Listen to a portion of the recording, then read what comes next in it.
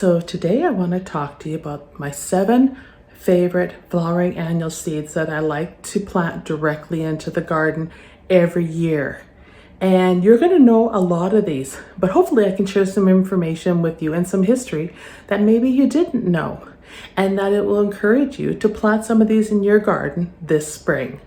So let's get to it and let's talk about my 7 favorite flowering annuals. The first flower I want to talk about are marigolds. Marigolds are cheerful flowers native to Central and South America. They come in a variety of sizes and colors as well as various heights. You can get them extremely short for the front of a border or taller for the back of a border. Colors range from shades of reds, yellows, golds, oranges to even some of the latest varieties come in off-whites. You plant marigolds in sunny locations. They love the sun and they do like well-drained soil, but I have found that they will tolerate my heavy clay soil. So they are pretty adaptable to any soil type. As well, with the colors being so bright and so cheerful, they bring a splash of color to the flower beds. Marigolds are often used as a companion plant with other flowers. And if you use the version like the gem, you can have a wonderful citrus scent in the garden. Also, they are edible. Now, one thing that's really nice, and this is a very good feature for marigolds, is that deer do not like marigolds. They do not like the pungent scent of marigolds and are really turned off by it. In fact, there are some insects that also do not like the smell of marigolds. So if you have a deer problem or a problem with insects in your flower beds, marigolds are a good plant to add in to ward off the deer and some of those insects. My next flower is cosmos. Now, I talked a lot in a previous video about cosmos, but I can't talk enough about how versatile of a flower they are in the garden. Cosmos like to be planted directly into the soil. They are an annual flower with daisy-shaped petals, even some coming as doubles and tubular flowers now. They have long, slender stems and they have ferny leaves. They attract a lot of pollinators to the garden, from bees, birds, hummingbirds, even butterflies to the flowers, and they will bloom from summer right through to fall. The variety of colors range anything from pinks, whites, yellows, oranges, magentas. So they're very, very versatile from a color perspective, and they range in height. Some are 10 to 12 inches high, some are 3 to 4 feet. So depending on your garden and where you want to put them, they are versatile enough that you can put them at the front of a border or at the back of a bed. Stalks are the third flowering annual on my list to direct sow in the garden. Now, stalks are considered part of the Mathiolea incana family. They are an annual flower, but they can be a biennial. They will self-seed in the garden. Now, the big thing about stalks is their scent. So I like to combine stalks with roses and with cosmos because of the smell. The stalks come in pastel colors, so it makes them great as a complementary plant, but it's the spicy, sweet scent that you can smell in the evening in the garden if you intersperse them throughout your flower beds. They are just wonderful and complement roses very, very well. They prefer to be directly sown when it's still cool out after all danger of frost. Once the temperatures start getting up there into the high 60s, they are not happy if you seed them at that time. They can wilt on you. So best to plant them early. What can I say about zinnias? Zinnias are the most unusual, colorful, versatile annual flower to plant in the garden, and boy, are they making strides developing these flowers. The colors and the types is endless. They come in a variety of sizes, and I'm a huge fan of the Queen Lime series, especially if they are open pollinated, because I can collect those seeds and replant the next year. Whereas the hybrid varieties are great when they're planted the first year, but the second year they may go back to their true form, and each year after that. So definitely open pollinated is the way to go for zinnias. And I will be growing a lot of them this year. Every year I have expanded on my zinnias that I grow in the garden because I am just in love with this flower. I cannot say enough. Now, some information about zinnias that I did not know, and maybe you did not know, is that zinnias are from Mexico and Central America, which is a common theme that I keep repeating in this video. The Aztecs originally called them the plants that were hard on the eyes because of how colorful they were. So that's a very interesting feature. And yes, they are very colorful.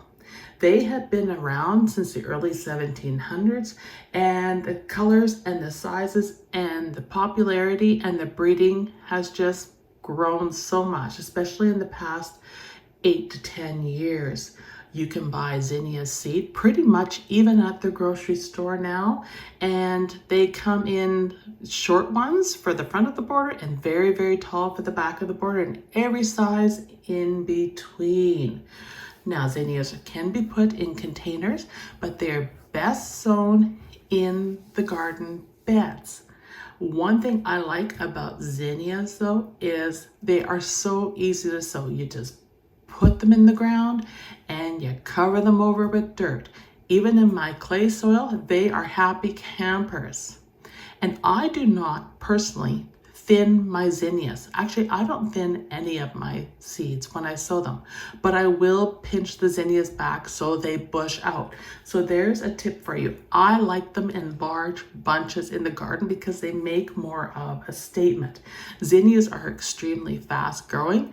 If your zinnias don't come up, there is something wrong with the seed because they are that reliable.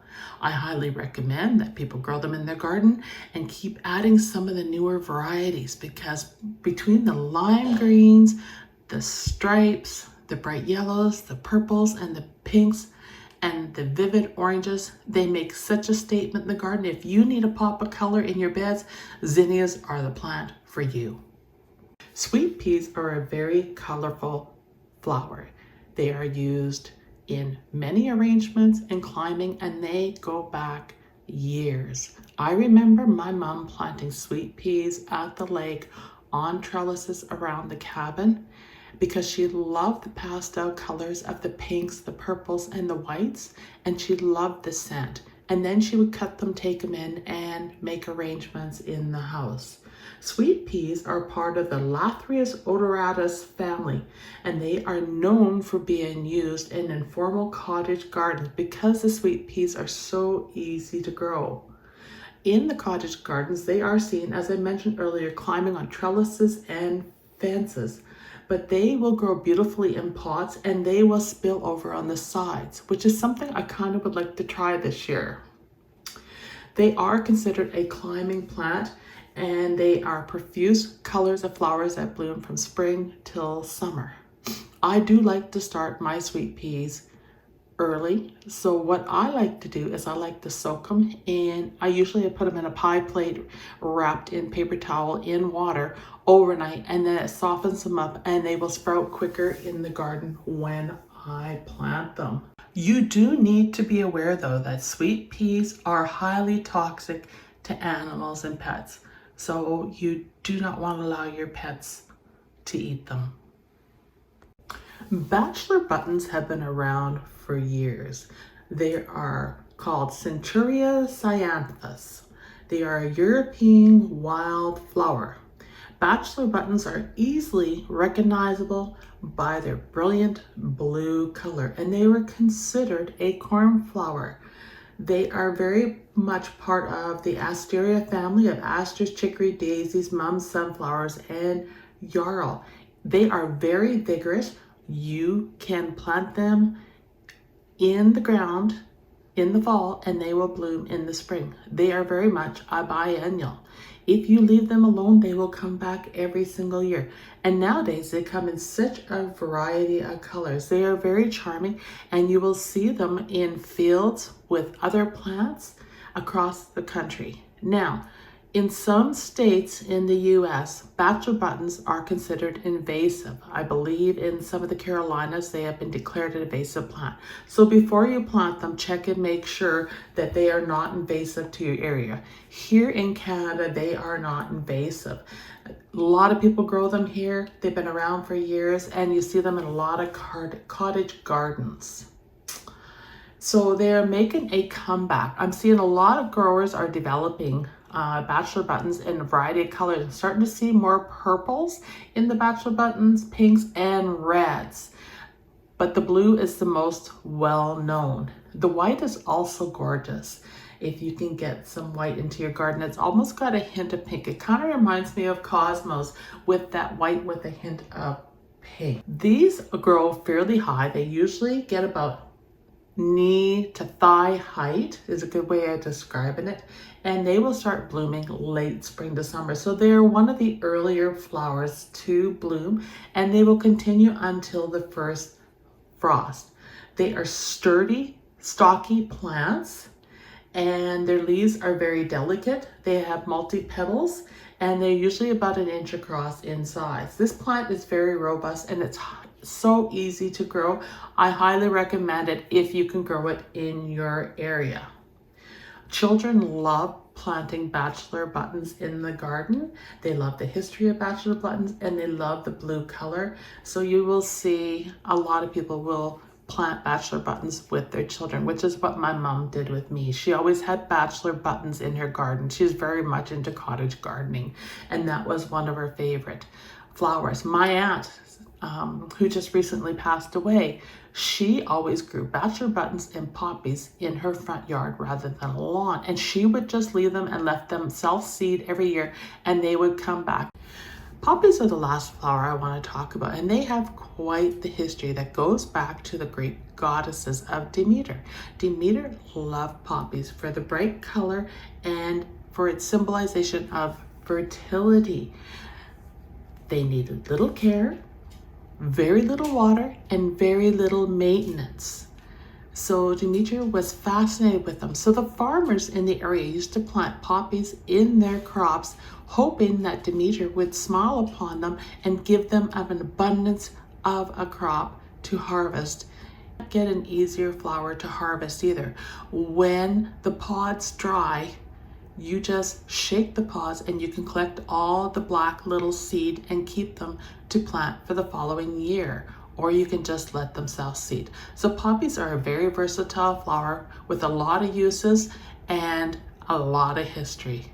Well, I hope you enjoyed that video, and I hope you found it very informative. And if you haven't grown any of those seeds that I mentioned, that you'll give some of them a try. They are really quite easy. They do well in pretty much any kind of soil type, as long as it's well drained. And I have fairly clay heavy soil that I have to amend, and they do very well and they're very forgiving. So give them a try. Don't forget to like and subscribe to this video. There's more videos coming, and I will see you in the next video. The gardening warm your soul. Bye.